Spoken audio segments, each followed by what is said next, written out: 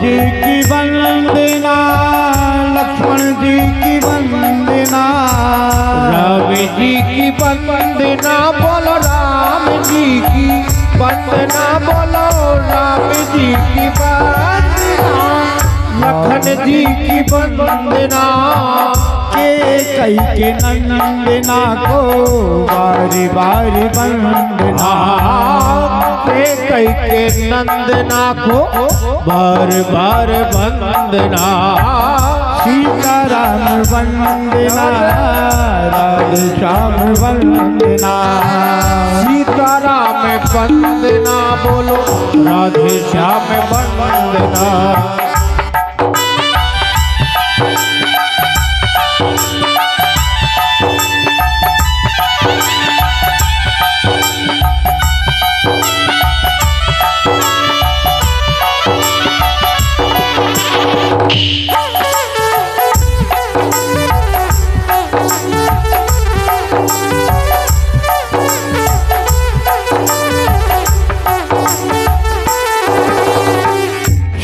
की वंदना, दुर्गा जी की वंदना, शिव जी की वंदना बोलो, गोरा जी की वंदना, शिव जी की वंदना, दुर्गा जी की वंदना, शिव जी की वंदना बोलो, दुर्गा जी की वंदना, ओ गिरिजा के नंदना को बारी बारी वंदना, दुर्गा के नंदना को बार बार वंदना, सीताराम वंदना, राधे श्याम वंदना, सीताराम वंदना बोलो, राधे श्याम वंदना।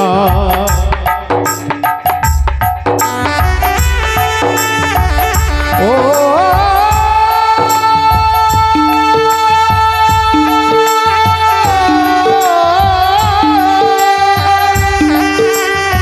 राधे श्याम वंदना बोलो, सीताराम वंदना, राधे श्याम वंदना, सीताराम वंदना, नंद जी की वंदना, रोहिणी की वंदना, नंद जी की वंदना, रोहिणी की वंदना, नंद जी की वंदना बोलो, रोहिणी की वंदना, यशोदा के नंदना को बारी बारी वंदना, यशोदा के नंदना को बार बार वंदना, सीताराम वंदना, राधे श्याम वंदना, सीताराम वंदना बोलो, राधे श्याम वंदना, गौओं की वंदना,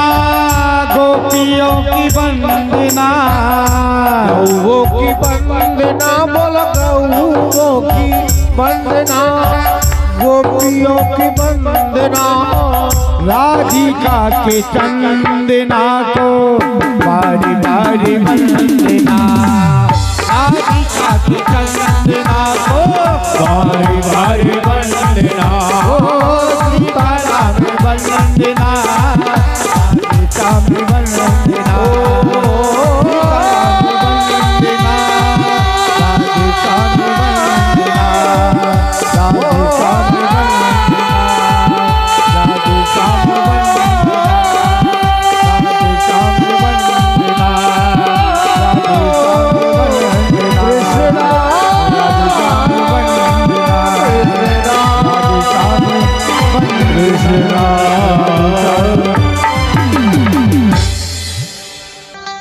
युगल बीजगुणी श्री कृष्णचंद्र की परम रसमयी कथा श्रीमद् भागवत के लिए श्री सुखदेव जी महाराज राजा परीक्षित जी को हरिद्वारी गंगा के तीर में श्रवण करा रहे। परम सम्माननीय श्रोतागण बंधुओं, भगवान का ये पावन चरित्र बड़े सौभाग्य से प्राप्त होता है। सुखदेव जी महाराज राजा परीक्षित जी को कह रहे हैं, राजन आज तुम्हारी कथा का 6वां दिवस चल रहा है। मन को जीत लो, ओम निद्रा को जीत लो, भूख प्यास को जीत लो, आसन को जीत लो और भगवान के चरणारविंद में ध्यान लगा करके और परम रसमयी कथा को श्रवण करो। जिस कामना से भागवत जी का गुणानुवाद आप श्रवण करोगे, निश्चित रूप से तुम्हारी कामना पूर्ण हो जाएगी।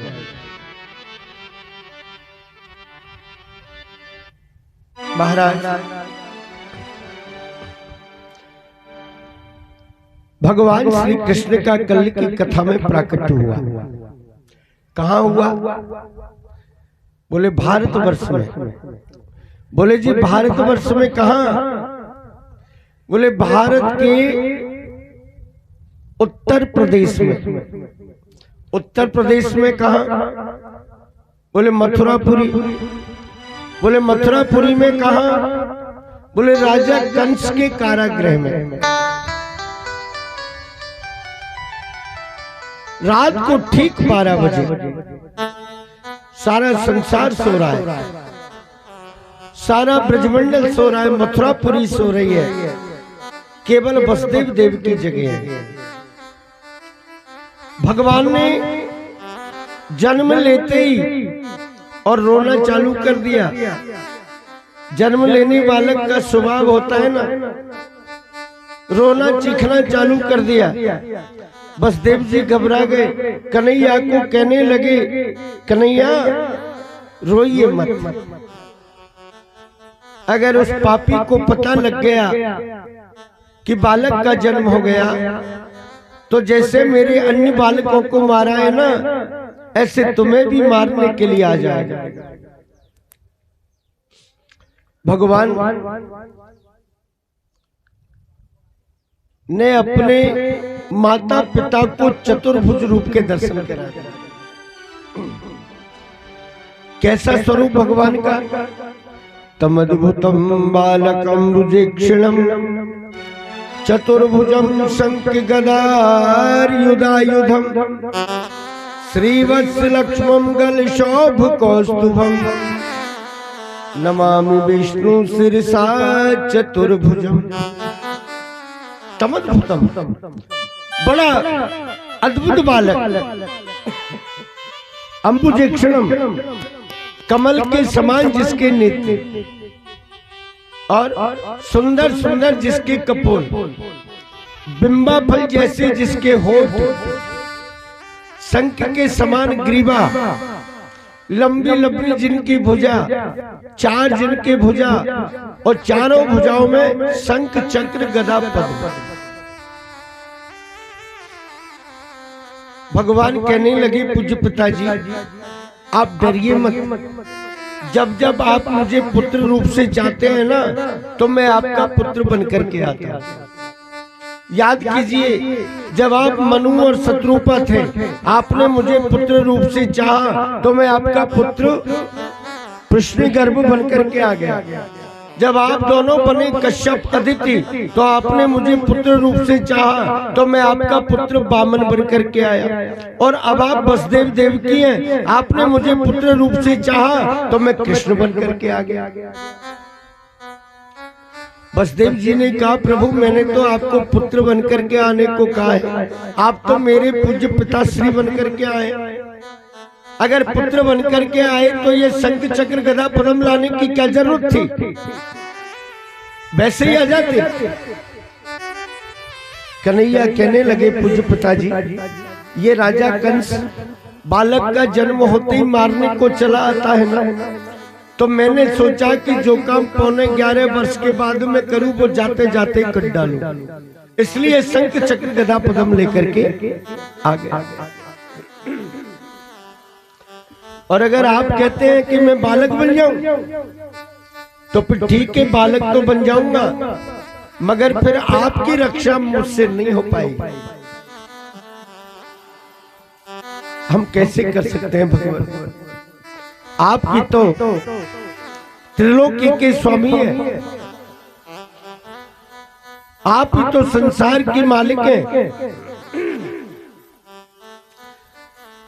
ठाकुर जी कहने लगे, बोले चिंता मत करो, मेरी योग माया का जन्म हुआ है।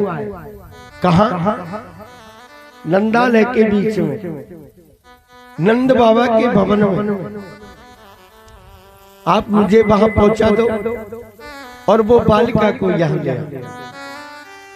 बसदेव जी गए, वहां जाकर के देखा तो क्या देख रहे? ना तो लिंगम परिश्रांता निद्रया संप्रग स्मृति। यशोदा जी अचेत अवस्था में सो रही। यशोदा जी को ये पता नहीं लगा कि लाला हुआ कि लाली, क्या हुआ। बसदेव जी गए और बालिका को उठा लिया और कन्हैया को उनके पास में सुला दिया। छबड़े में रख करके, डलिया में रख करके और वापस आए। यमुना जी ने मार्ग दे दिया। कारागृह में पहुंचे, पहरेदारों को चेत हो गया। राजा कंस को पता लगा, शीघ्रता से आए, देवकी को कहा कि लाओ ये बालक मुझे दे दो। देवकी ने कहा, भैया आपने मेरे सारे बालकों को मार दिया। अरे ये तो कन्या है, इसे तो छोड़ दीजिए, मैं इसी के सहारे मेरा जीवन यापन कर ले। लेकिन वो अधर्मी नहीं माना और जबरदस्ती से देवकी के हाथ से बालिका को छीन लिया और छीन करके कारागृह के बाहर लेकर के गया। दोनों चरण पकड़ करके और आकाश के बीच में दोनों चरणों को घुमाए, जैसे घुमा करके बालिका को और पत्थर की शिला के ऊपर छोड़ने लगा। सोई वो तो अष्टभुजा रूप धारण करके अनंत आकाश कहने लगी, किम मया हत्या मंद जात खलु तवांत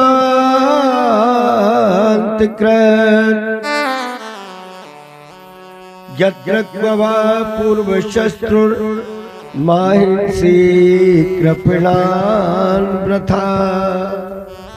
अरे राजा कंस, अरे पापी कंस, तू मेरे जैसे निरपराध बालकों को क्या मारता है?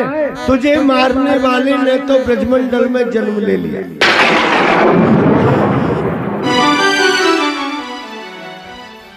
राजा कंस घबरा करके कहने लगे, माता जी कृपा करके ये तो बता करके जाओ कि ब्रजमंडल में लिया कहाँ, किस नगर में लिया, किस गांव में लिया, किस शहर में लिया।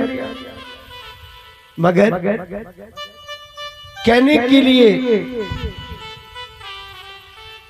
और लगी यत्र क्वा, गांव का नाम नहीं बताऊंगा, मगर लिया ब्रज में।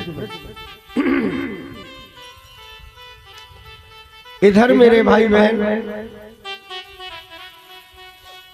नंद बाबा को जब पता लगा,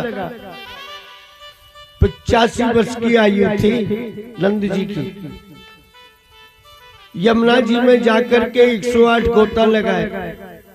पीरी पीताम्बरी पैरी, पीरी बगलबंदी डारी, पीरो बटका डारो, पचरंग को फेंटा लगायो, आखन में लगायो, काजर मूछन पे लगायो, इत्र।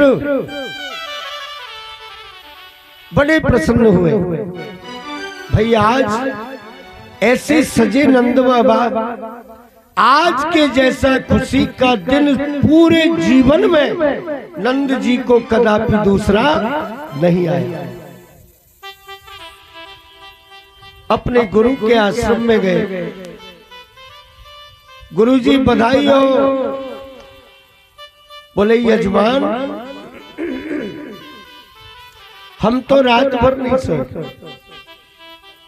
कब हमें समाचार मिले और कब हम जाएं बधाई देने के लिए। 108 ब्राह्मणों को साथ में लेकर के आए और भगवान श्री कृष्ण का और रोहिणी नंदन बलराम दोनों भाइयों का स्वस्ति वाचन संस्कार का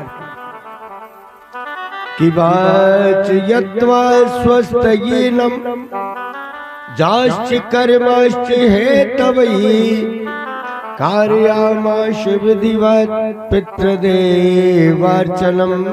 तथा। स्वस्ति वाचन किया, आशीर्वाद दिया।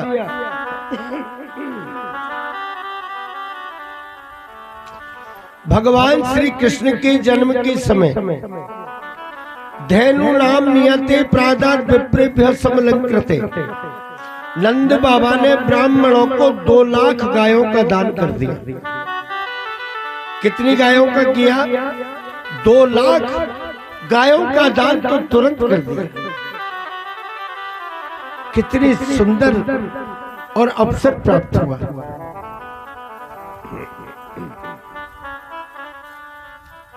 सारे ब्रजवासी आए बधाई देने के लिए। सारा ब्रजमंडल मिठाई बन गया। कैसी मिठाई बना? देखिए कि बर्फी सी ब्रजनारी बनी, गुंजिया से गीत और गूंजा से ग्वाला,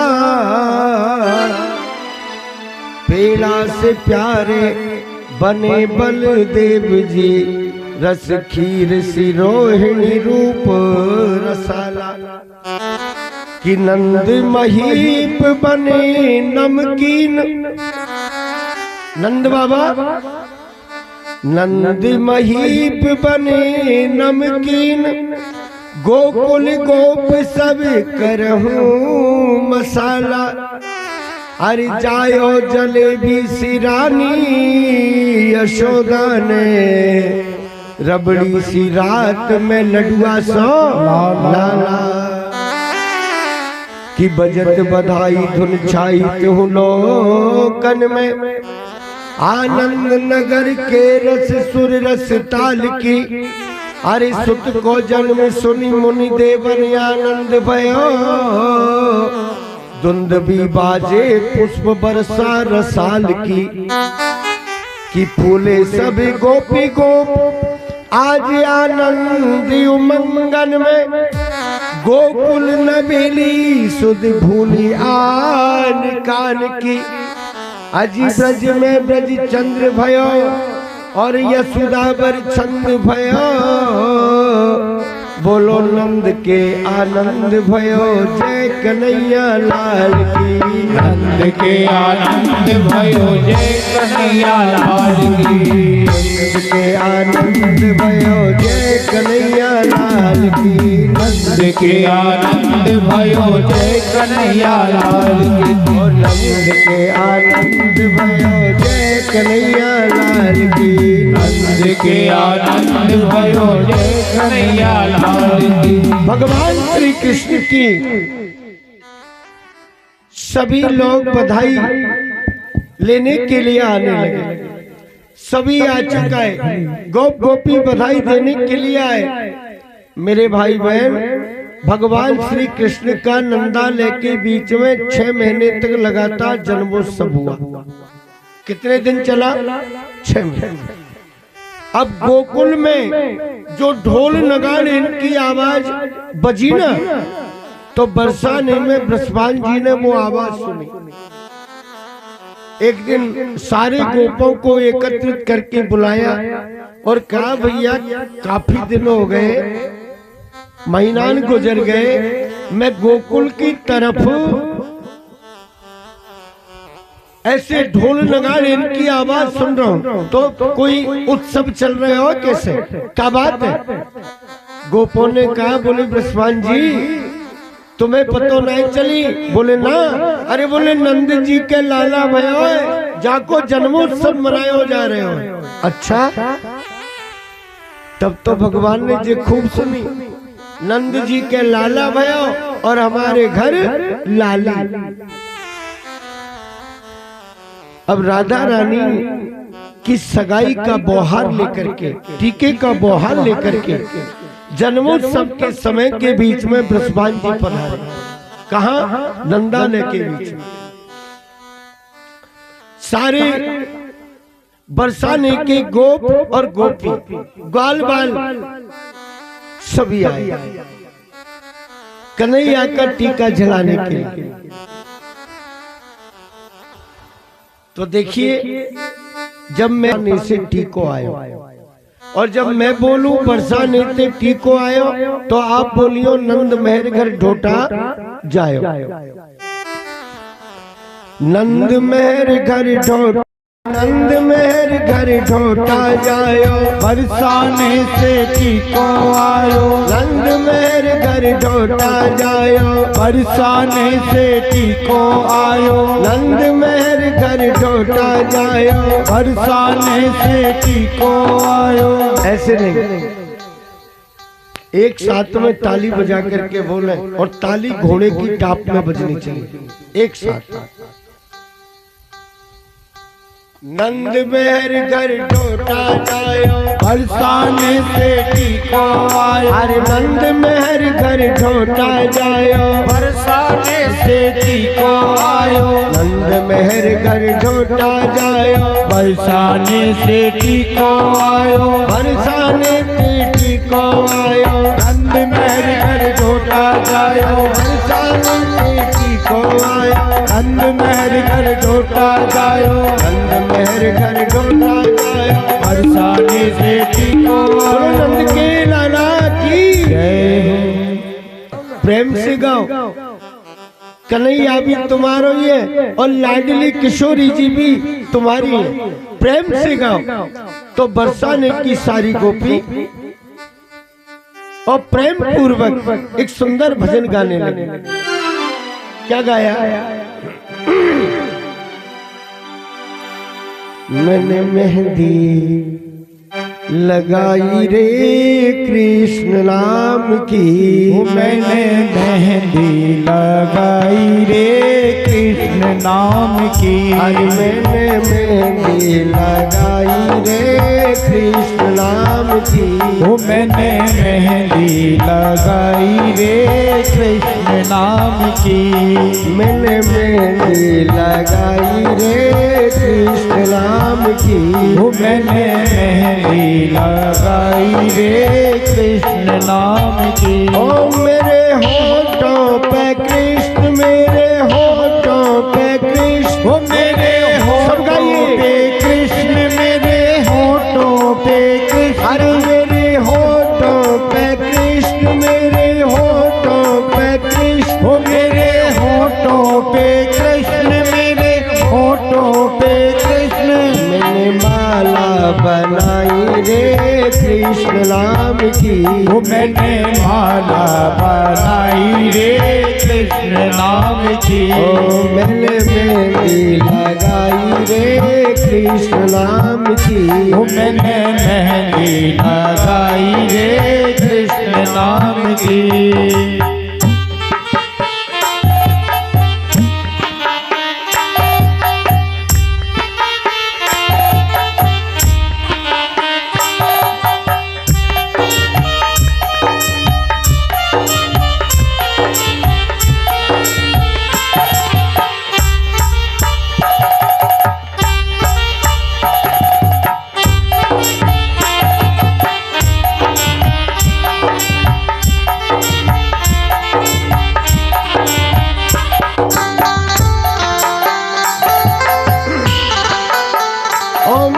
चुंदरी पे कृष्ण, मेरी चुंदरी पे कृष्ण। मेरी चुंदरी पे कृष्ण, मेरी चुंदरी पे कृष्ण। मेरी चूड़ियों पे कृष्ण, मेरी चूड़ियों पे कृष्ण। मेरी चूड़ियों पे कृष्ण, मेरी चूड़ियों पे कृष्ण।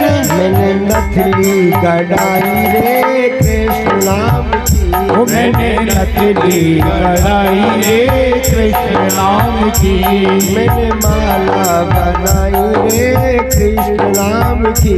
मैंने माला बनाई रे कृष्ण नाम की। अभी छाया है कृष्ण अंग अंग में। अब छाया है कृष्ण अंग अंग में। अब छाया है कृष्ण अंग अंग में। वो अब छाया है कृष्ण अंग अंग में। मेरा जीवन रंगा कृष्ण रंग में। वो मेरा जीवन रंगा कृष्ण रंग में।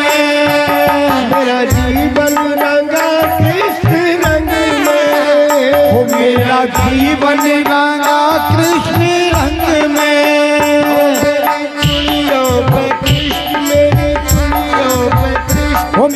चूड़ियों पे कृष्ण मेरी चूड़ियों पे कृष्ण। वो मेरी चूड़ियों पे कृष्ण मेरी चूड़ियों पे कृष्ण। मेरी चूड़ियों पे कृष्ण मेरी चूड़ियों पे कृष्ण। वो मेरी चूड़ियों पे कृष्ण मेरी चूड़ियों पे कृष्ण। मैंने बिंदिया लगाई रे कृष्ण नाम की।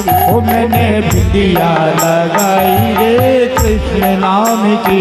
मैंने मेहंदी लगाई रे कृष्ण नाम की। वो मैंने मेहंदी लगाई रे कृष्ण नाम की। वो मैंने मेहंदी लगाई रे कृष्ण नाम की। मैंने मेहंदी लगाई रे कृष्ण नाम की। मैंने मेहंदी लगाई रे कृष्ण नाम की। बोलिए कृष्ण कन्हैया लाल की जय हो। जोर से चिल्लाई, अरे कन्हैया छोड़ छोड़ छोड़, मुझता में से छोड़ दे, मुझे छोड़ दे छोड़ दे।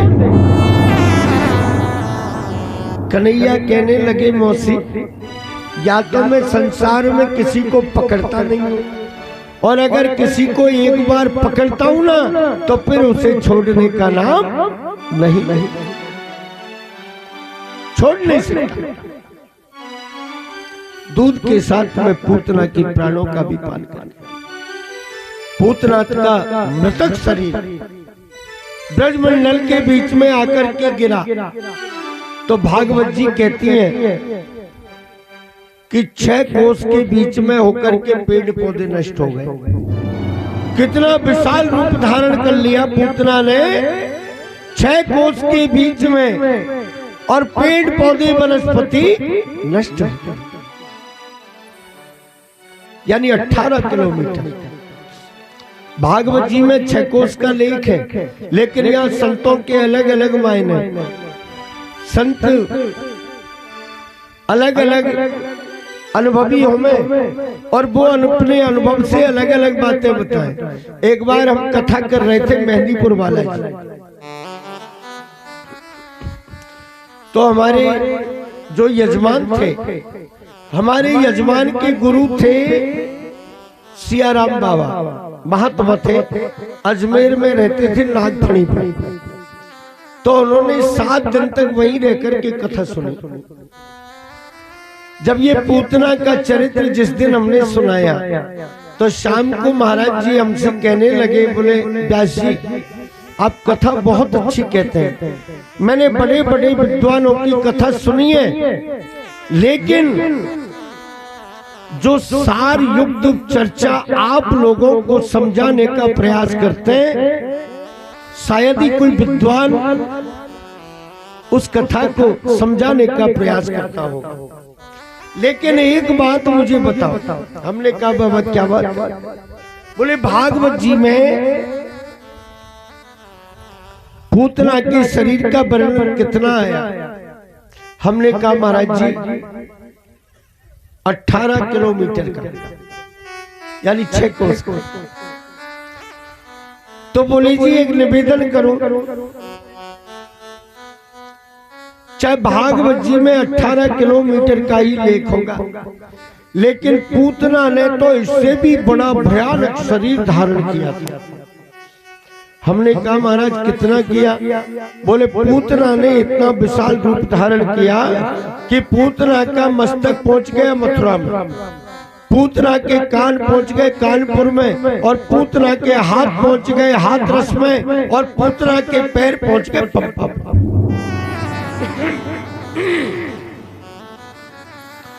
हमने कहा महाराज जी आज के बाद में जहां भी हम कथा करने जाएंगे तो साथ में आपकी बात को भी और लोगों तक पहुंचाने का प्रयास करेंगे। बाकी भागवत जी में तो केवल 18 किलोमीटर का ले।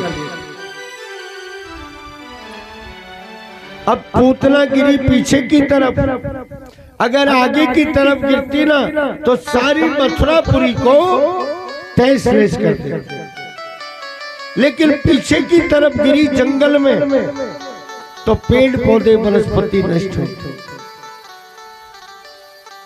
नंद बाबा राजा कंस का कर चुका करके मथुरा से जा रहे, जैसे ही पूतना कन्हैया को लेकर की गई, सारे गोकुलवासी अपने अपने हाथों में हथियार लेकर के पूतना के पीछे दौड़ने लगे। निर्जन वन के बीच में जाकर के देखने लगे कि पूतना का मृतक शरीर ब्रजमंडल में पड़ा हुआ है और भगवान इसकी छाती पर बैठ करके क्रीड़ा कर रहे हैं। नंद जी ने कहा भैया क्या बात है, कहाँ जा रहे हो? बोले बाबा तुम्हें पता ना लगी? बोले ना।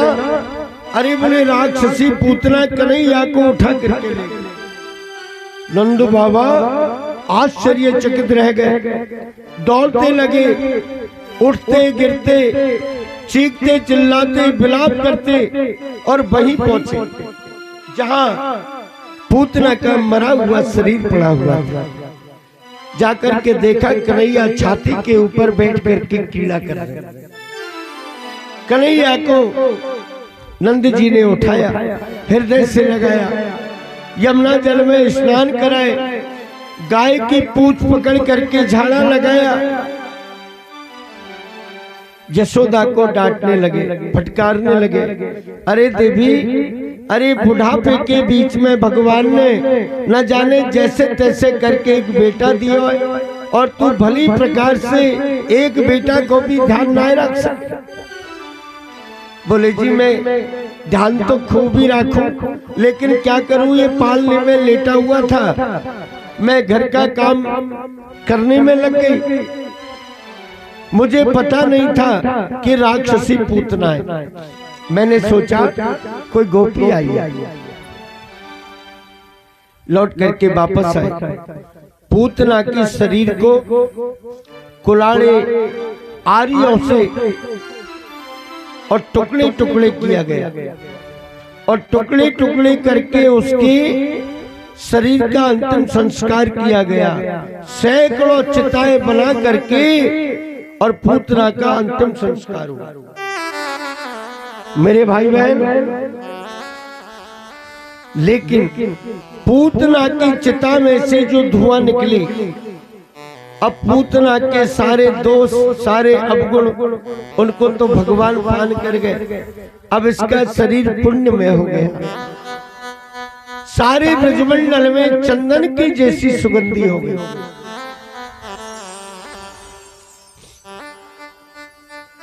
चंदन के जैसी सुगंधी फैल गई। मेरे भाई बहन, भगवान श्री कृष्ण जो गति अपनी माता देवकी को देते, जो गति अपनी माता यशोदा को देते, वही गति पूतना को भी देते।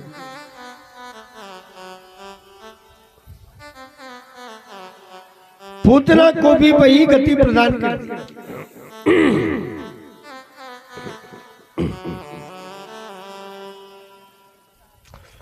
उसी समय के बाद अब विचार कीजिए, यशोदा जी के स्तन का पान तो किया था भगवान और पूतना के स्तन का पान भी कर लिया, लेकिन क्या आपको पता है कि माता देवकी का भी स्तनपान किया था? पता है किसी सज्जन को? नहीं ना। भागवत जी के 10वें स्कंद उत्तरार्ध में एक श्लोक आता है, पीत शेषम कदाभृता। भगवान श्री कृष्ण का कारागृह के बीच में अवतार हुआ तो भगवान कहने लगे, बोले मां मुझे तू कोई साधारण बालक मत समझना, मैं साक्षात नारायण हूं, अहम ब्रह्मोस्मि, मैं ही तो ब्रह्म। अच्छा एक बात ये और देखिए, राम अवतार में भगवान ने कदापि किसी से ये नहीं कहा कि मैं ब्रह्म। भगवान मर्यादा पुरुषोत्तम थे और कृष्ण अवतार में जगह जगह पर भगवान ने ये कहा है, अहम ब्रह्मोस्मि, मैं ब्रह्म। मुझे साधारण मत समझिए। और राम जी कहते थे कि भैया जैसे आप हो ना वैसा ही। यही तो भेद है दोनों अवतारों में, वैसे ज्यादा भेद नहीं है कि राम कृष्ण दो एक है, अजी अंतर नहीं इनमें, इनके नयन गंभीर हैं, इनके चपल विशेष। अगर अंतर है तो केवल इतना, राम जी गंभीर है और कृष्ण कन्हैया चंचल है। कृष्ण कन्हैया चंचल है। भगवान श्री कृष्ण ने माता देवकी को कहा तो माता ने कहा कि कन्हैया क्या तू सच में नारायण है? सच में? भैया ये बात कर रहे हैं, थोड़ा धीरे बात करो।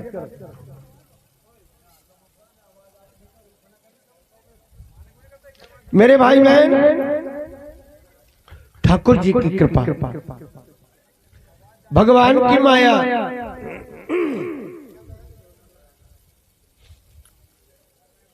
तू साक्षात नारायण है। हाँ मां, मैं ही नारायण। कन्हैया अब मुझे विश्वास कैसे हो कि तू नारायण है? और अगर तू नारायण है ना तो जो मैं चाहती हूं ना वो काम कर। जब मैं मानूंगी कि तू वास्तव में नारायण है। बोले मैया बोलो क्या कह रही हो? जो आप कहेंगी वही काम करूंगा। कृष्ण तेरे हाथ में तो संसार की पूरी माया है, तू तो त्रिलोकी का स्वामी है। बोले हाँ मां, मैं ही तो स्वामी हूं त्रिलोकी का। तो बोले एक काम कर। बोले क्या? बोले मैंने जितने बालकों को जन्म दिया है ना, जन्म लेते ही और पापी कंस आकर के उन बालकों को छीन करके ले गया और सारे बालकों को समाप्त कर दिया। मेरे लाल, मैंने उन बालकों का मुखारबिंद भी नहीं देखा। मुझे तो ये भी पता नहीं है कि मैंने कैसे कैसे सुंदर बालकों को जन्म दिया। अगर तू नारायण है, अगर तू ब्रह्म है तो ऐसा कर, पहले स्वर्ग में जा और उन सारे बालकों को लौटा करके मेरे पास में ला। मैं उन सबको देखना चाहती हूँ, तब मैं तुझे नारायण मानूंगा। बोले मैया बस इतनी सी बात है? बोले हाँ। तो कन्हैया कारागृह में से पहले कहाँ गए? सीधे स्वर्ग में। और स्वर्ग में गए और धर्मराज को जाकर के कहा, धर्मराज जी महाराज। भगवान के पहुंचते ही धर्मराज खड़े हो गए। जो पुण्यात्मा होते हैं उनके लिए तो राजा मिलते हैं धर्मराज, और जो पापात्मा होते हैं उनके लिए राजा मिलते हैं यमराज।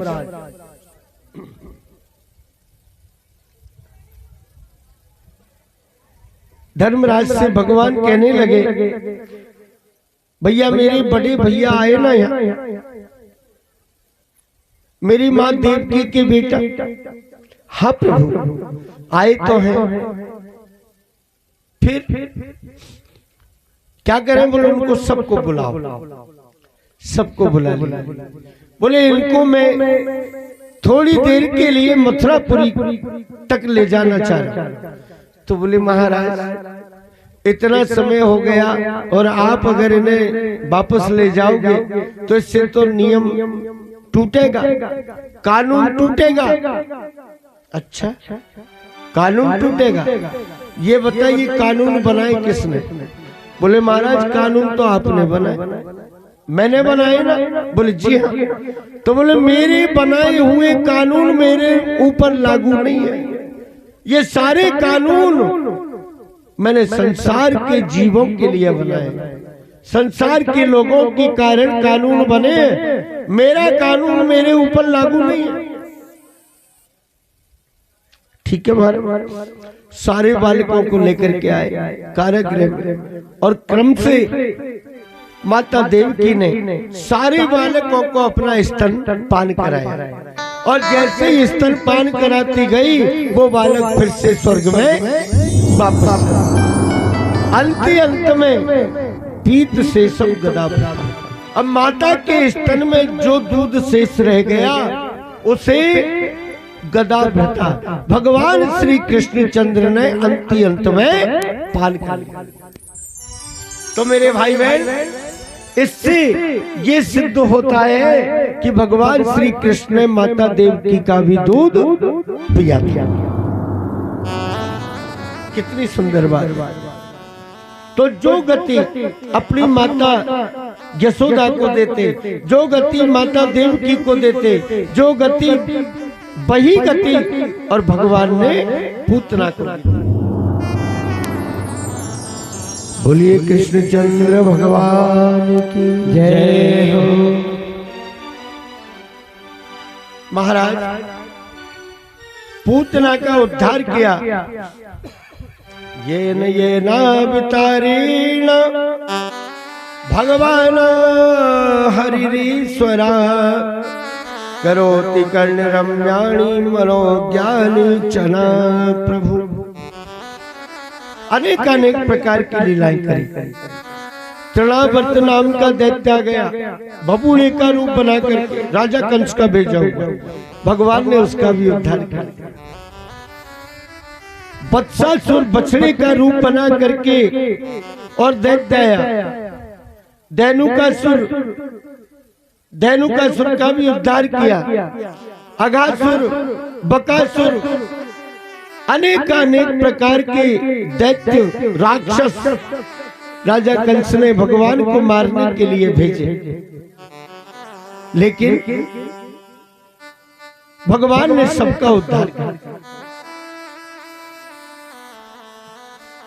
एक दिन यशोदा जी नंद जी को कहने लगी, सुनो जी। हाँ देवी क्या बात है? बोले आपको घर की कोई जिम्मेदारी का पता ही नहीं है। बोले क्यों, क्या बात है? बोले आज आपको पता है हमारा लाला 12 महीने का हो गया, जन्मदिन आ गया इसका। बोले फिर? बोले ऐसो करो 108 ब्राह्मणों को निमंत्रण देकर के आओ और स्वस्ति वाचन संस्कार हो जाएगा और ब्राह्मण भोजन भी करा देंगे। जन्मदिन आ गया लाला और नामकरण संस्कार भी नहीं हुआ, जो नामकरण भी हो जाएगा। गर्गाचार्य जी महाराज के पास में गए, बुला करके लाए गर्गाचार्य जी को।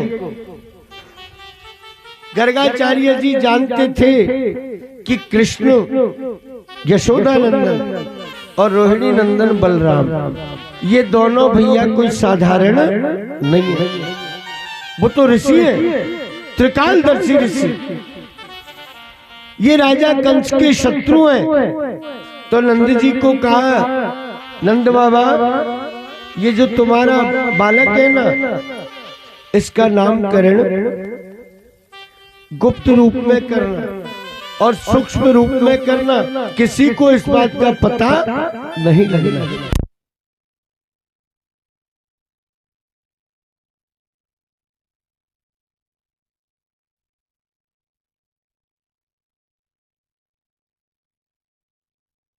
को हाथ पकड़ करके बताए, बादल मानो। बोले जी ठीक है, अब तो मैं भी उसी दिन आऊंगी जिस दिन तुम्हारे लाला को हाथ पकड़ के लाऊंगा।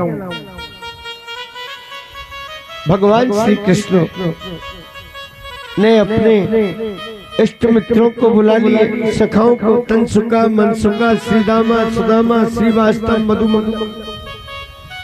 कहने के लिए लगी, दादा आज तो इसी गोपी के यहाँ चोरी करवे के काज चल रहा। प्रातः काल ब्रह्म मुहूर्त का समय 4 बजे ही पहुंच गए। गोपी का दरवाजा खुला हुआ था।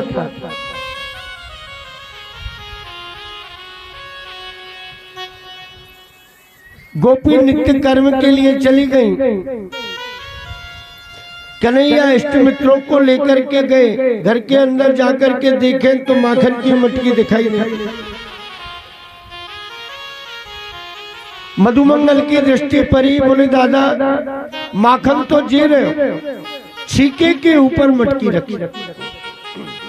अच्छा, गोपी हमारे कारण और छीके के ऊपर रख करके गई है, लेकिन हम इसे यहाँ भी नहीं छोड़ेंगे। अब क्या करें? उछल उछल करके देखें तो वो मटकी हाथ नहीं आई। तनसुका, मनसुका, धनसुका तीनों से कहा दादा ऐसा करो, ऊपर नीचे घोरी बन जाओ। एक दूसरे के ऊपर घोरी बन गए और चौथे नंबर पे कन्हैया चढ़ गए। मधुमंगल से कहा कि दादा तुम दरवाजे पे जाकर के खड़े हो जाओ, गोपी आए ना तो हमें इशारा कर देना। बोले ठीक।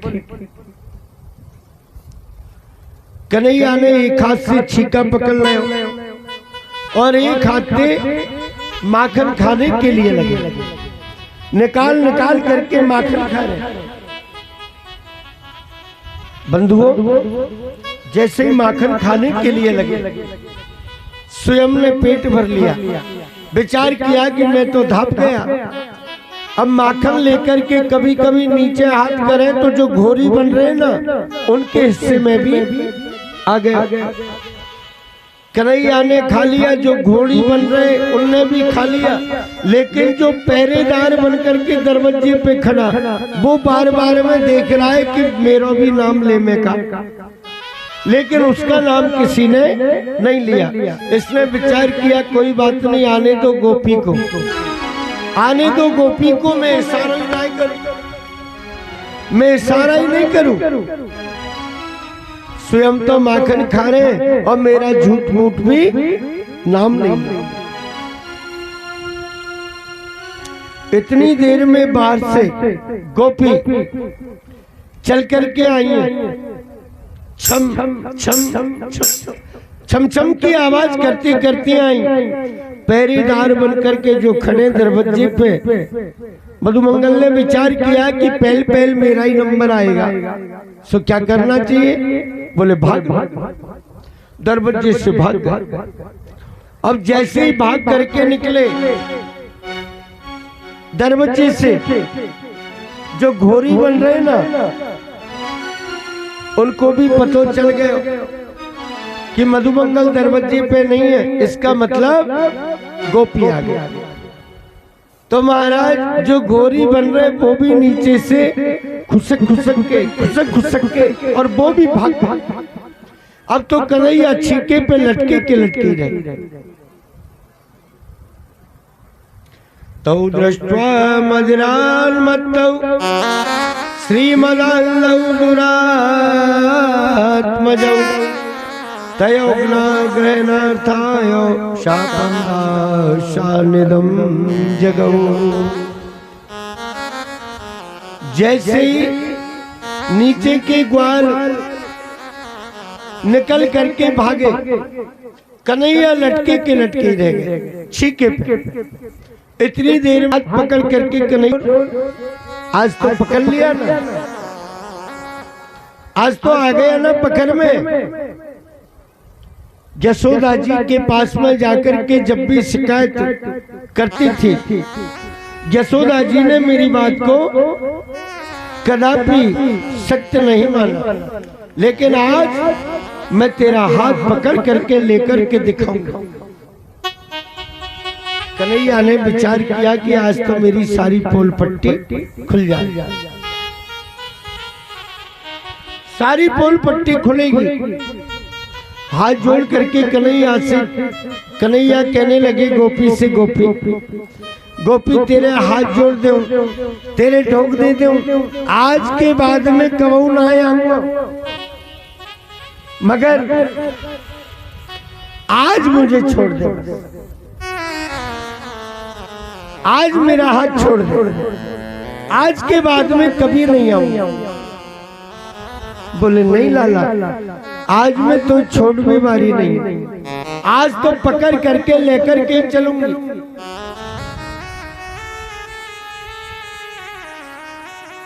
मेरे भाई बहन, कन्हैया ने विचार किया कि हाथ जोड़ रहे हो और फिर भी गोपी माथे पे चढ़ रही है, थोड़ा कड़क बोलना चाहिए, शायद दब जाए। तो कर्रे पर गए गोपी से, कहने लगे गोपी क्या बात है, काय को पकड़ रखो मेरा हाथ, छोड़ मेरे हाथ है। अरे चोरी की चोरी, ऊपर से सीना चोरी, जोर से और बोल रहा है। बोले जोर से नहीं बोलूंगा का, तू झूठो नाम लगा रही है। अच्छा तो लाला जी बता, अगर झूठो नाम लगा रही हूं तो तूने मेरे घर को मक्खन नहीं खाया? बोले नहीं, तेरी सौगंध गोपी नहीं खायो। अरे अरे मैंने तुझे छीके पे लटके हुए को उतारा है और पूरी मटकी भरी हुई थी माखन की, सारा का सारा माखन तू खा गया और तेरे हाथ के माखन लग रहे हो, तेरे मुंह पे माखन लग रहे हो और फिर भी झूठ बोल रहे हो। बोले गोपी देख, मेरी बात को विश्वास कर ले, और अगर तो अब भी विश्वास नहीं है ना तो तेरे आदमी की सौगंध, मैंने मक्खन ना खाया। हे भगवान, वो कितनी झूठ बोल रहे हो, अगर तूने नहीं खाया तो ये माखन कहाँ चले हुए, मटकी खाली कैसे हो गई? बोले गोपी देख, तेरे माखन में चेटी हो रही।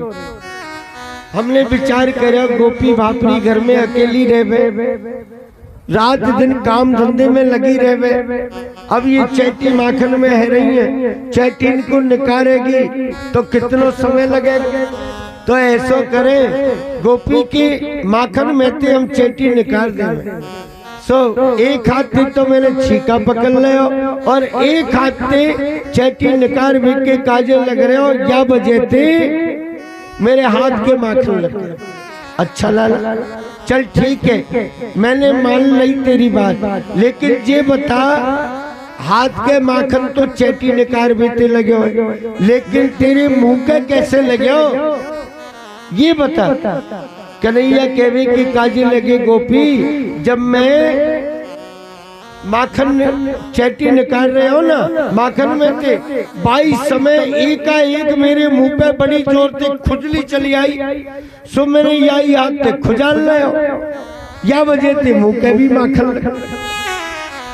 गोपी कहने के लिए लगी रे कन्हैया तू बड़ो चालाक है, बड़ो होशियार है, लेकिन आज तू कितने बहाने लगा ले, आज मैं तो छोड़ने वाली नहीं, आज मैं तुझे छोड़ूंगी नहीं।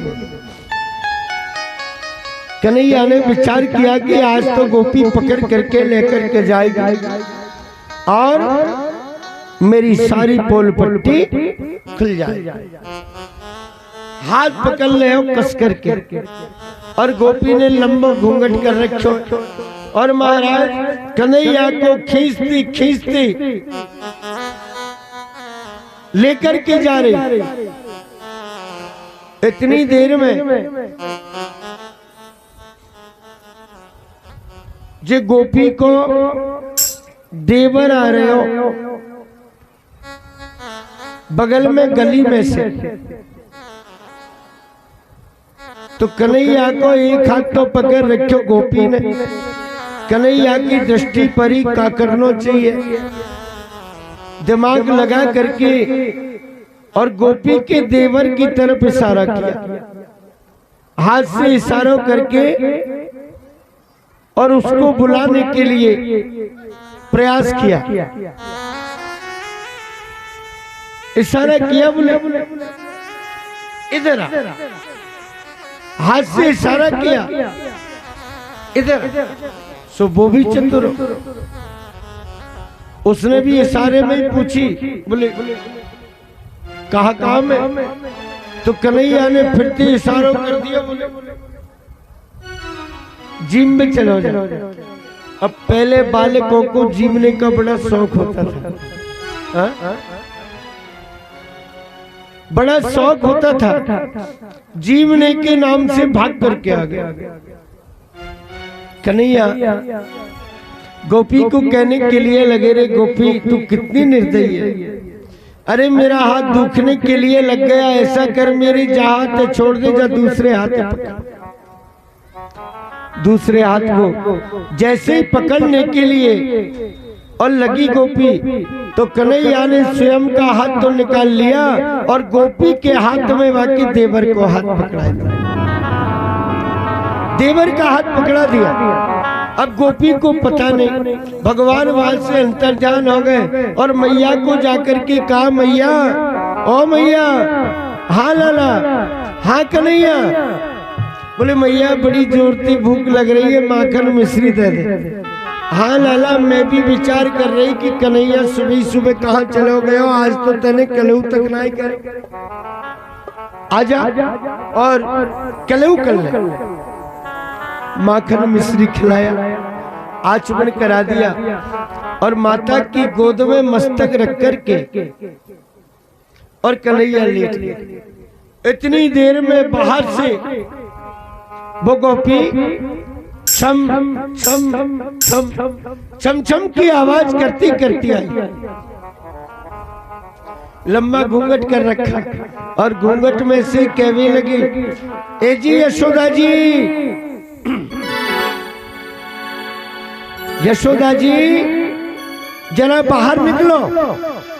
देखो जब जब भी शिकायत लेकर के आती ना, तुमने कभी मेरी बात का विश्वास नहीं किया, लेकिन आज मैं तुम्हारे कन्हैया को हाथ पकड़ करके लाई। बाहर निकल करके आओ जल्दी और देखो तुम्हारे लाला की करतूत। कन्हैया यशोदा जी की गोद में लेट रहे। अब यशोदा जी को कह, मैया ओ मैया, हाँ लल्ला,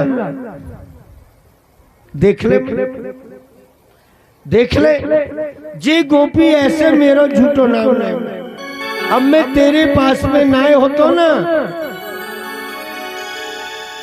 तो तू विश्वास है ही जाता। हाँ लाला जी बात तो सही है। तो मैया ठीक है, वो भापरी इतनी दूर से पैदल पैदल आई है सुबह सुबह, जरा तनिक से बात तो कर ले। वो कह रही है कि तुम्हारे लाला को हाथ पकड़ करके लाई हूँ। मैया जरा देख तो ले कौन को हाथ पकड़ करके लाई है। भवन के झरोखे में खड़ी हो गई यशोदा जी, कहने के लिए लगी, बोले गोपी अरे तू पागल तो नहीं है गई? क्या कह रही है? बोले जी आज तो मैं तुम्हें पागल लग रही हूँ, तुम्हारी इतनी लंबी नाक है ना, तुम्हारी नाक के ऊपर तुम्हारे लाला को हाथ पकड़ करके लाई। अब बोलो, अब देव जवाब मेरी बात को। कभी मेरी बात पर तुमने विश्वास नहीं किया, आज तो ले आई ना हाथ पकड़ के।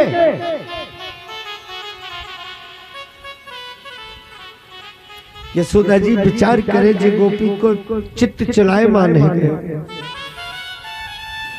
कन्हैया खड़े होकर के मैया की बगल में आकर के खड़े हो गए।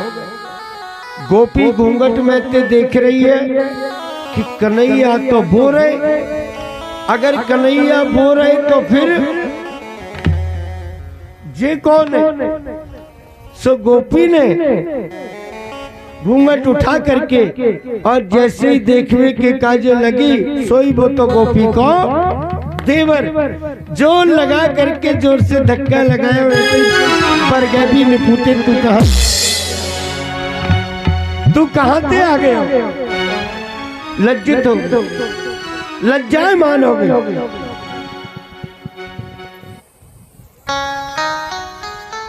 लौट करके वापस से अब जिस रास्ते से निकल करके गोपी जा रही ना, उसी रास्ते में कन्हैया पहुंच गई। गोपी,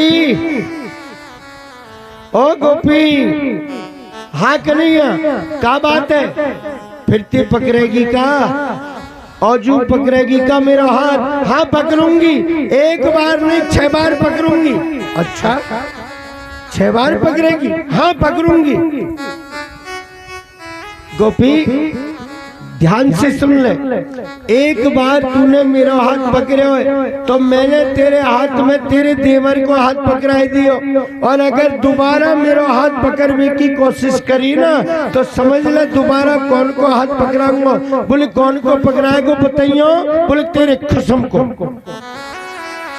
सोई गोपी लज्जित हो गई, लज्जायमान हो गई, हाथ जोड़ करके और भगवान को कहने के लिए लगी, हे त्रिलोकी के नाथ, तेरी माया बड़ी विचित्र, तेरी माया का किसी ने पार नहीं पाया, मेरे अपराध को क्षमा कर देना प्रभु।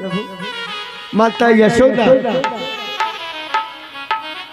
कन्हैया को बैठा करके समझाने लगी, रे लाला तो पतो ना है, देख तू माखन की चोरी मत करे, और जिस चोरी को कलंक कैसो हो गए, एक बार काऊ के लग गए हो ना तो वो छूटवे बारो नहीं। कि जल से पतला कौन है और कौन भूमि से भारी, अरे कौन अग्नि से तेज है, कौन काजर से कारी। कि जल से पतला ज्ञान है, अज पाप भूमि से भारी, और क्रोध अग्नि से तेज है, कलंक काजर से कारी। कलंक एक बार किसी को लग गया ना तो छूटने वाला नहीं। तू ये माखन की चोरी छोड़ दे लाला। तुझे पता है सारे ब्रजमंडल के बीच में तेरे बाबा को कैसा नाम है? अरे तेरे बाबा को पता लगेगा, तेरे बाबा की बदनामी आ जाएगी कि नंद जी के बुढ़ापे में एक बेटा भया, वो भी चोर हो गया। और एक बात और बताऊंगा, बोले मैया का? बोले हमने तेरी सगाई कर ली। बोले मैया कहाँ ते करी? बोले बरसा ने थे। बोले मैया मेरी सगाई है गई? बोले हाँ।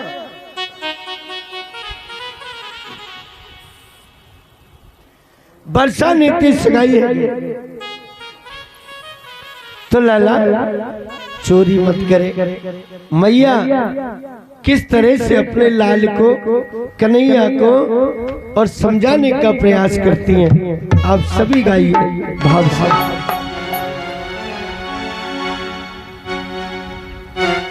अरे मैं समझाऊं तो ये ओ कन्हैया, अरे मैं समझाऊं तो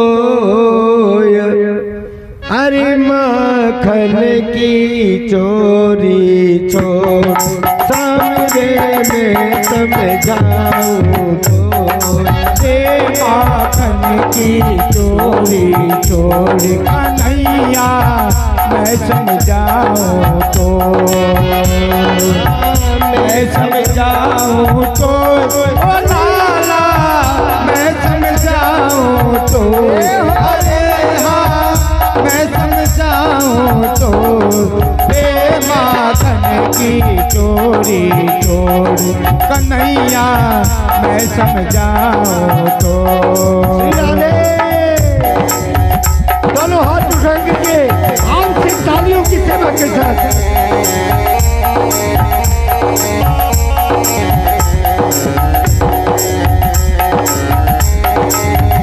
हरि बोल।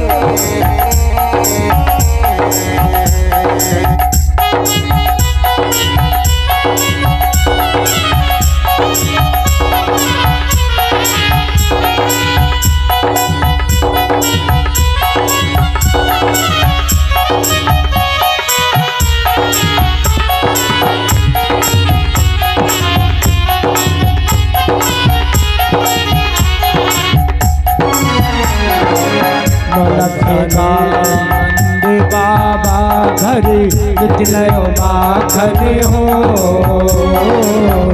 लख गाय नंद बाबा घर नितनयो माखन हो। परिणाम तेरे बाबा को हंसी हमारी हो, अरे हाँ हंसी हमारी हो, माखन की चोरी चोरी कन्हैया मैं समझाऊं तो। मैं समझाऊं तो, मैं समझाऊं तो ये कन्हैया, मैं समझाऊं तो, अरे हाँ मैं समझाऊं तो, माखन की चोरी चोरी कन्हैया मैं समझाऊं तो।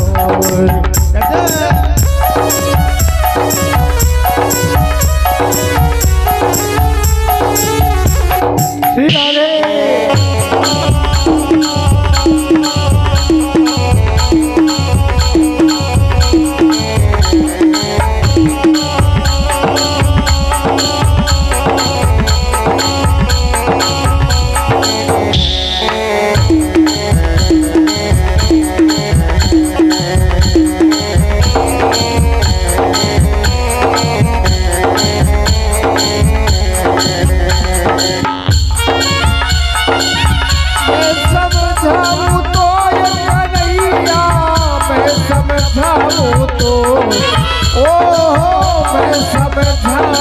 तो अरे माखन की चोरी चोरी कन्हैया मैं समझाऊं तो।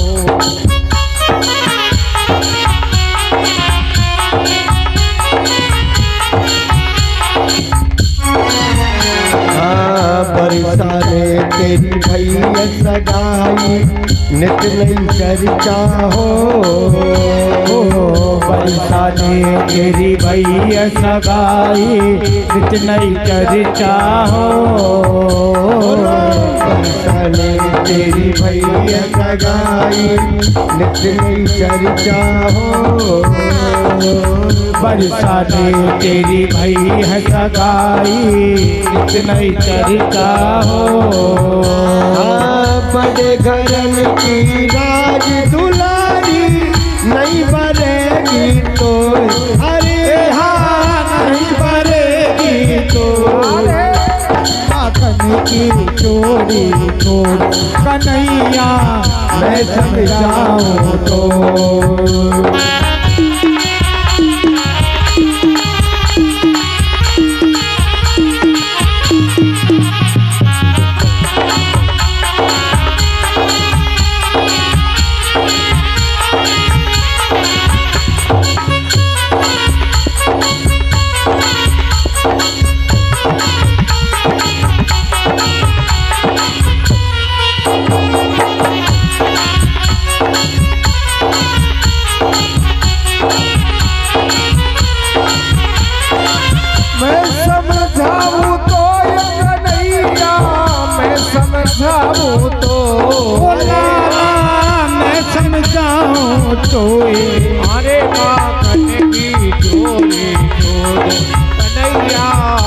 समझाऊं तो रे माखन की चोरी छोड़ कन्हैया समझाऊं तो कन्हैया मैं समझाऊं तो लाला मैं समझाऊं तो कन्हैया मैं समझाऊं तो लाला मैं समझाऊं तो कन्हैया मैं समझाऊं तो लाला मैं समझाऊं तो। वाणी गुणानुकथने श्रवणं कथायां हंसे कस गई मोहन तेरी बांसुरिया नागनिया बन कर रख गई मोहन तेरी बांसुरिया।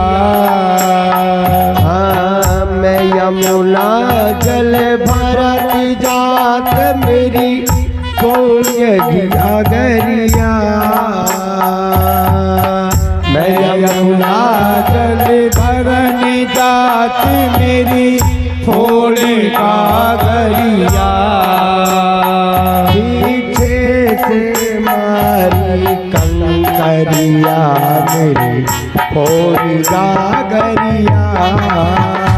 पीछे से मारी कंकरिया मेरी फोड़ कागरिया। ओ यमुना जल से कस गई मोहन तेरी बांसुरिया। वो नागनिया बन कर रच गई मोहन तेरी बांसुरिया। तेरी बांसुरिया मेरे मोहन तेरी बांसुरिया। तेरी बांसुरिया मेरे मोहन तेरी बांसुरिया। नागनिया बन के बस गई मोहन तेरी बांसुरिया। ओ नागनिया बन कर रच गई मोहन तेरी बांसुरिया।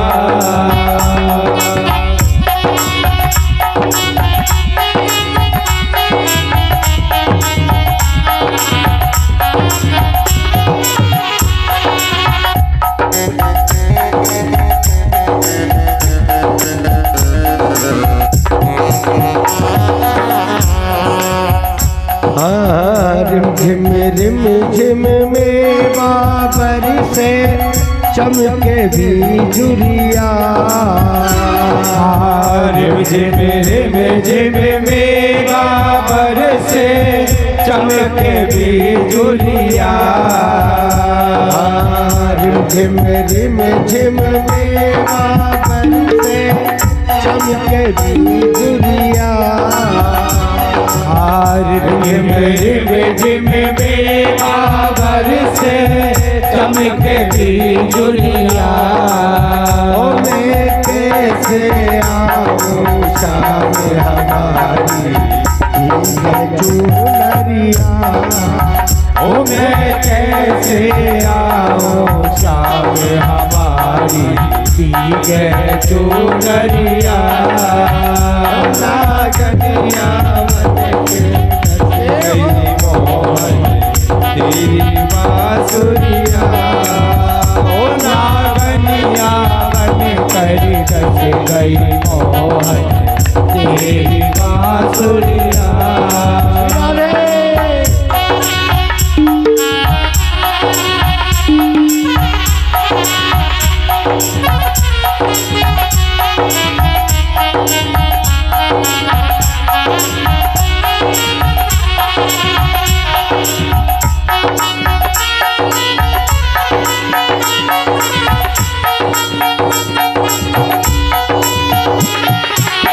सास भी जागी मेरी ससुर भी जागे जागे नन दुलिया। सास भी जागे मेरी ससुर भी जागे जागे नन दुलिया। सास भी जागे मेरी ससुर भी जागे, जागी नन्हे दुलिया। अरे सास भी जागे मेरे ससुर भी जागे, जागे नन दुलिया। मैं कैसे आऊं शाम हमारी पायलिया।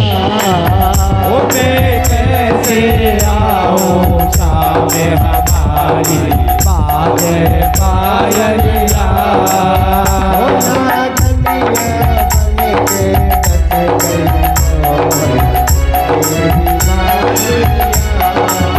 ओ नागनिया बन कर दस गई मोहन तेरी बांसुरिया।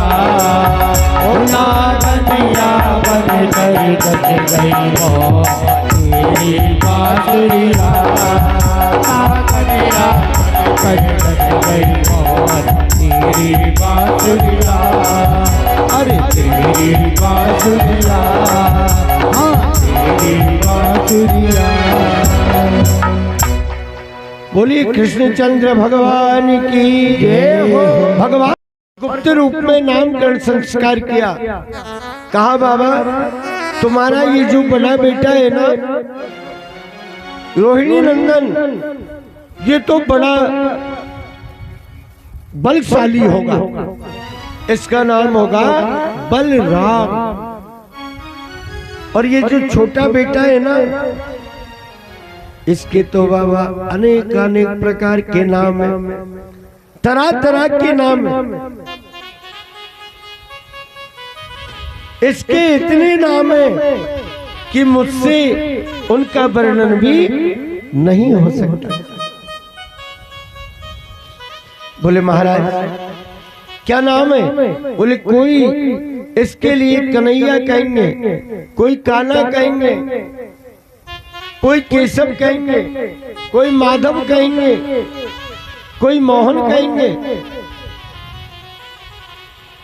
5 वर्ष की आयु में वन में गैया चराने के लिए जाएगा तो इसका नाम होगा गोपाल। 7 वर्ष की आयु में गोवर्धन पर्वत को धारण करेगा तो इसका नाम होगा गिरधारी। माखन की चोरी करेगा तो नाम पड़ेगा माखन चोर। द्वारिका में भी जाएगा तो इसका नाम होगा द्वारिकाधीश। अनेक अनेक प्रकार के इसके नाम होंगे।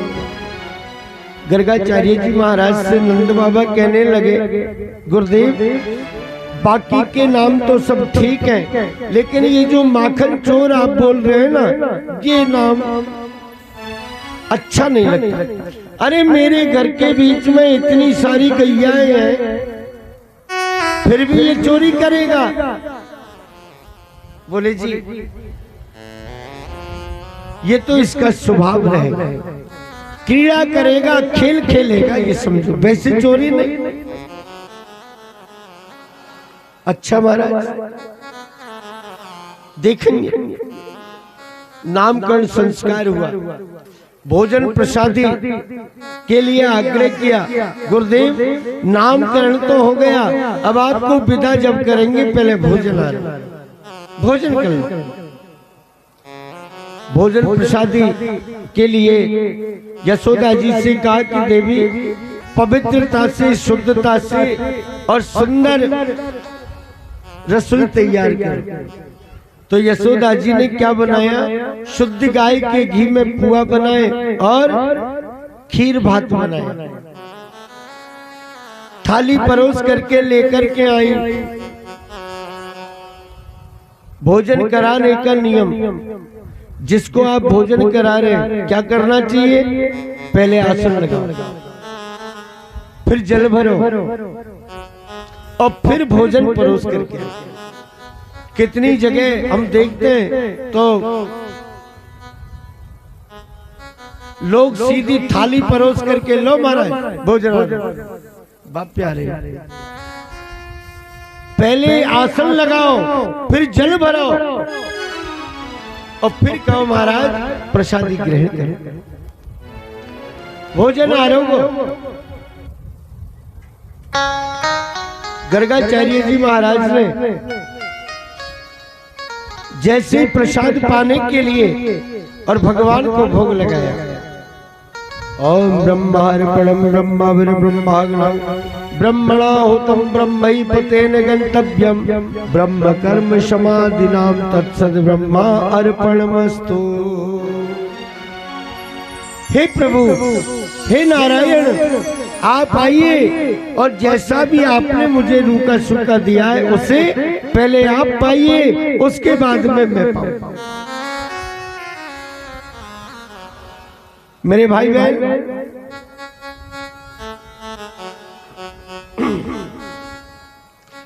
अब कन्हैया पालने में बैठे, पालने से नीचे उतरे और जैसे ही गर्गाचार्य जी महाराज भगवान का ध्यान करके भोग लगा में, सो कन्हैया नीचे उतर करके आए और गुरु जी की थाली में से खीर के सवड़ का लगावे लगे। खीर के सवड़ का लगा में जब गुरु जी नेत्र खोल करके देखे, सो महाराज, अरे यशोदा जी, गुरु जी ये देख, तेरे कन्हैया ने हमारी थाली को, हमारे भोजन को झूठा कर दिया। गुरु जी क्षमा करना। उठा करके कन्हैया को ले जाए, उस थाली को ले जाए, रसोई में जाए, शुद्धता से दूसरी थाली लेकर के परोस करके आए। गुरु जी बालक है, नादान है, क्रोधित मत हो, क्षमा कर दे। दूसरी थाली लेकर के आए। अब गुरु जी का तो स्वभाव, वैष्णव लोगों का स्वभाव होता है जातिगत, क्या जो गुरु से दीक्षित है। भोजन का भोग लगाइए, मेरे श्याम आइए, बलराम आइए, भगवान आइए, मेरे भोजन का भोग लगाइए। मेरे श्याम आइए, घनश्याम आइए, भगवान आइए, मेरे भोजन का भोग लगाइए। मेरे भोजन का भोग लगाइए, मेरे भोजन का भोग लगाइए, मेरे भोजन का भोग मेरे भोजन का भोग लगाइए, मेरे भोजन का भोग लगाइए, ओ मेरे भोजन का भोग लगाइए। भगवान आइए, घनश्याम आइए, बलराम आइए, मेरे भोजन का भोग लगाइए। घनश्याम आइए, बलराम आइए, मेरे श्याम आइए, मेरे भोजन का भोग लगाइए।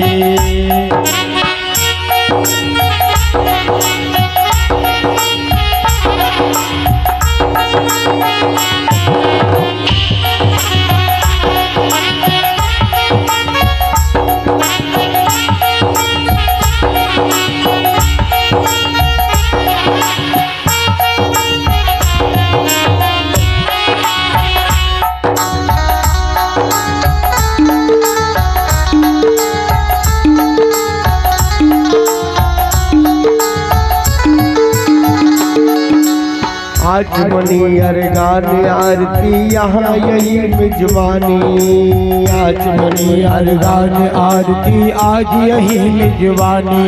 अरे आज मनी अरगान आरती यहाँ यही मिजवानी, आज बनी अरगान आरती आज यही मिजवानी। रूखा सूखा प्रभु जी पाओ, रूखा सूखा प्रभु जी पाओ, रूखा सूखा भोग लगाओ, रूखा सूखा भोग लगाओ। पियो नदी का पानी, मेरे राम आइए, राम आइए, मेरे भोजन का भोग लगाइए। मेरे राम आइए, सीता राम आइए, मेरे भोजन का भोग लगाइए। ओ मेरे भोजन का भोग लगाइए, ओ मेरे भोजन का भोग लगाइए। मेरे भोजन का भोग लगाइए, ओ मेरे भोजन का भोग लगाइए। प्रभु श्याम आइए, बलराम आइए, गोपाल आइए, मेरे भोजन का भोग लगाइए। श्याम आइए, घनश्याम आइए, मेरे भोजन का भोग लगाइए।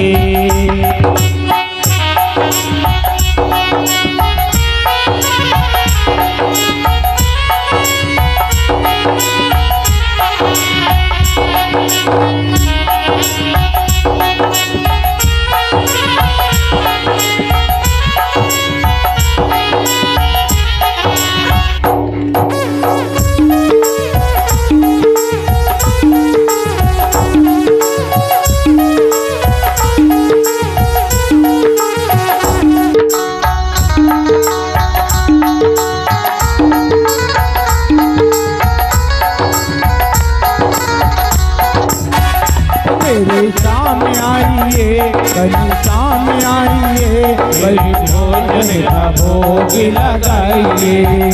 मेरे भोजन का भोग लगाइए, मेरे भोजन का भोग लगाइए। बोलिए कृष्ण कन्हैया लाल की जय हो। मेरे भाई बहन,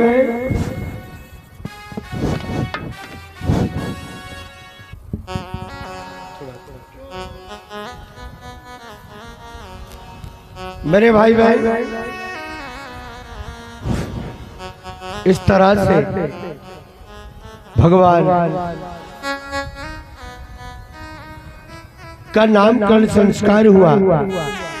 गर्गाचार्य जी महाराज प्रसादी ग्रहण करके